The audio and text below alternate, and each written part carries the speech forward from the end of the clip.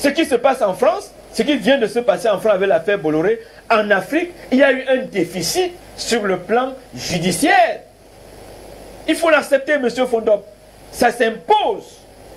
Les faits se sont produits ici. Nous étions mieux placés que quiconque pour savoir ce qui était en train de se passer dans des mauvaises conditions, pour dire non. Chez nous, dans nos États, nous n'acceptons pas cela. C'est ce que la concession du terminal à conteneurs 2018 au port autonome de Douala a prouvé. Ils ont dit, même depuis le classement, avec les offres, Bolloré était rejeté. Ils ont dit, monsieur, vous n'avez pas la meilleure des offres. Il y avait Tilk, il y avait Dubai Port Wharf, il y avait d'autres candidats à cet appel d'offres international. Donc, il est question pour nous,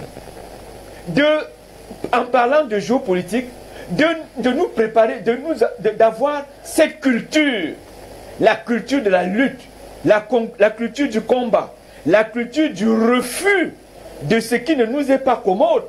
Refusons ce qui ne nous est pas commode. Comment accepter qu'en 2003, lors de la concession du terminal de port à conteneurs de Douala, Bolloré a la plus mauvaise des offres et pour finir, il est adjudicataire. Qu'est-ce qui s'est passé? Favoritisme, corruption. Ce sont les mêmes infractions au niveau du Togo. Est-ce qu'il y a une décision de justice camerounaise qui a condamné Bolloré? Bien au contraire, lors de la concession 2018, l'appel d'offres 2018, mais la justice camerounaise a broyé l'État du Cameroun dans le dossier, au point même de suspendre l'appel d'offres à un moment donné, qui est une décision, un acte administratif en droit. Nous disons l'acte administratif bénéficie du privilège du préalable et de l'exécution d'office. Mais on a un tribunal administratif qui a broyé cette décision. Qu'est-ce que vous voulez? Vous parlez de géopolitique, mais ayez la culture géopolitique. Sinon, on va encaisser, on va continuer à encaisser. Et accepter, avec toute l'honnêteté intellectuelle, que les Français ont fait ce que vous n'avez pas pu faire, que la justice française vient de faire ce que vous n'avez pas pu faire chez vous. Et à ce niveau, c'est une honte que nous devons boire. Ne nous le cachons pas.